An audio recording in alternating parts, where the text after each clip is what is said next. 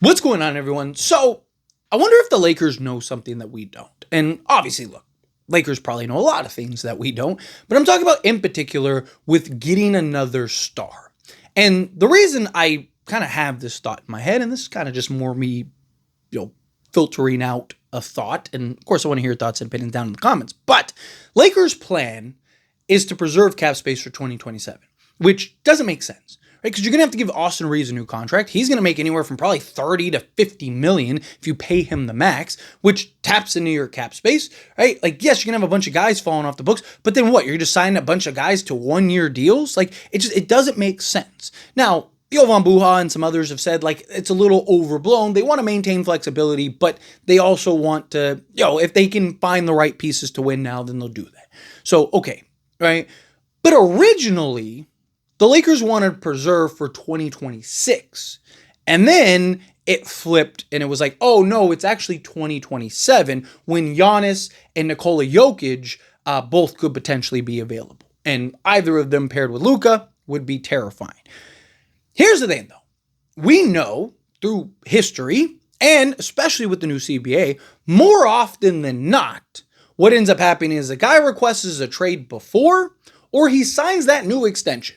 Very rarely do guys to that magnitude actually hit the open market to go and be traded or go and sign elsewhere. Usually they get traded, right? And usually they want to do right by their organization and try to, help them kind of gain assets rather than them losing a guy for nothing. I'm not saying it doesn't happen. Lakers have been on the right side and the wrong side of that. When Dwight Howard left, right? Lakers got left holding the bag. When Shaq came and signed with the Lakers, right? Ended up getting held, holding the bag. LeBron, right? Same thing. There are times where it does happen. And look, Lakers, if the Lakers were to preserve cap space and they did land Giannis or Jokic, then it was worth it, right? But if you're going to land them, you're probably going to land them regardless, right? And here's the thing. A lot of talks about, Luka. Now the reports are like, hey, he's going to sign the extension, which I think we all knew. But he's been recruiting. And there's been, talk about like, hey, if he's recruiting role players like Marcus Smart and DeAndre Ayton and stuff, he's probably going to recruit the big names. And that's the thing. Giannis, if he's on the fence and he's kind of like, where do I want to go? What do I want to do? And he gets a phone call from Luka, is he going to be like, nah, sorry, I'm good? Right? Jokic, he's the more likely one. Nikola Jokic is the more likely one just because him and Luka are besties. If anyone knew that Jokic was planning on coming or that Giannis was planning on coming or something, it'd probably be Luka, especially Jokic. You don't think Jokic and Luka talk? You don't think that they've talked about potentially teaming up and stuff like that? I'm sure that they have. Right? Now, look, Nikola Jokic didn't sign the extension, so a lot of people are like, oh, that's it, right? He's coming. And no, like he could get more money and like it's basically for contract structure, right? So if anything, he will sign the extension next season. However, he could look to be traded ahead of time. Same thing with Giannis, right? There's a lot of talks about Giannis going to Houston or, whatever. If either Nikola Jokic or Giannis were to become available right now, right, the Lakers have very little shot of getting them, even if they were to push to go to the Lakers, right? Because there are teams that will look at it and go, these guys still have 2 years on their deal, right? I will take the chance that we can get, like Houston. They're looking like, hey, we can win right now. We'll take the chance and go trade for Giannis and then try to win a championship this season, and then if he thinks he's leaving, then fine, good luck to you. But if we win a championship, it's worth it, right? You'll get people that have done it. Like Cleveland did it with Donovan Mitchell, where it was like, hey, let's just go get him, and we'll figure it out. And then maybe we can convince him to stay and sign a new contract, right? Well, if Giannis comes out tomorrow and says, hey, I want to be traded, let's say he goes, I only want to get traded to the Lakers. I will not sign an extension anywhere else but the Lakers. Same thing with Nikola Jokic. I only want to go to Lakers. I will not sign an extension with anybody else but the Lakers. There are teams out there that'll go, I'll take my chances. right? And they will go and make a play for Jokic. They will go make a play for Giannis because they are that good that teams can justify it and go, if we win a championship in the next year or two, then even if he does walk and leave to the Lakers, then we're good, right? Lakers also opening up the cap space for 2027 now gives Giannis and Jokic the power to force their way to the Lakers next season. Again, if they do it this season, this offseason, I don't think it works. But next offseason, now you could potentially get an Anthony Davis situation where Anthony Davis was like, hey, you guys can trade for me, but I'm leaving and I'm going to Lakers and you're not going to get anything for me. I'm just going to go and sign with them. So do what you want. Can't force you, but I'm going there and I'm going to go sign. So if Nikola Jokic or his agent or whatever comes out next offseason and is like, hey, we're not signing an extension with Denver, right? We want to be traded to the Lakers, and we're like, anybody that trades for us, just know we're not going to sign with you. So you might have us for a year, but we're going to the Lakers. And then now that puts the Lakers in the position to where they can go and work out trade or sign and trade. Austin Reeves is going to be doing new contracts, so they can work out a sign and trade, right, for a Giannis or a Nikola Jokic, right? So, like, Lakers would still have the assets and capability in order to pay that off. They also, could have some expirings and stuff like that, or the cap space to absorb, do whatever, right? They can figure it out and work it out, right? But also what happens is if a team does go and trade for him, or Denver's like, we'd rather lose you than trade. Well, then the Lakers now have the cap space and can preserve the cap space in order to sign them, right? Because remember, the original conversation was 2026. And then it got switched and it was like, oh, wait, actually it's 2027. Okay, well, why was the original reports 2026? Was everyone just wrong? Because there were several of them that were like, the Lakers are preserving for 2026, right?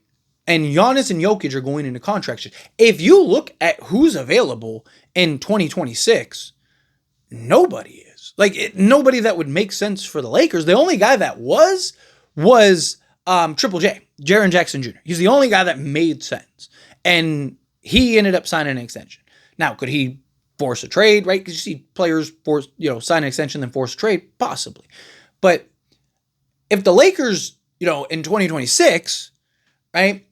Well, if they know, hey, Jokic is going to request a trade next offseason, right? Whether they win the championship or not, right? Because again, Luka would know. If Luka goes to Rob and is like, hey, just to let you know, Jokic wants to come in 2026, 2027, right? This whole thing just came out of the blue, right? It was like the Lakers got Luka, they're heading for the future, right? Obviously LeBron, how many years left, blah, blah, blah, blah. But then all of a sudden, it just seems to be this rush to get off of LeBron. And there's all these reports and all this news about Lakers are done with LeBron. They want this is the last year and they want him gone. Why? Who are you going to replace him with? There's nobody better unless you know that there is. Unless you know that somebody is coming. Unless you know that you need to make sure LeBron doesn't stick around because that can mess everything up. Right? Or you could always do a LeBron, like I talked about. Could you do a LeBron, Cleveland, and Milwaukee trade? Where LeBron goes to the Cavs to finish his career, and then, all the pieces, plus an Austin Reeves or whatever, right? So say Darius Garland, Jared Allen, and Austin Reeves end up going to a Milwaukee Bucks, and then Giannis comes to Lakers, right? Could you maybe pull something like that off? Possibly, right? But my whole thing is that, this all just kind of came out of left field. The whole LeBron thing came out of left, everything, we always, every year, it's is LeBron leaving? But this year, it was Lakers want to get rid of LeBron. Lakers want to get off of LeBron, right? And the whole kind of argument about it is because of Luka, right? And then they want to get a star post Luka and all that stuff. But here's the thing, again, if a star is going to become available, you don't want to have clear cap sheets because you want to be able to go and trade for him. Because is he really going to be an enter free agency?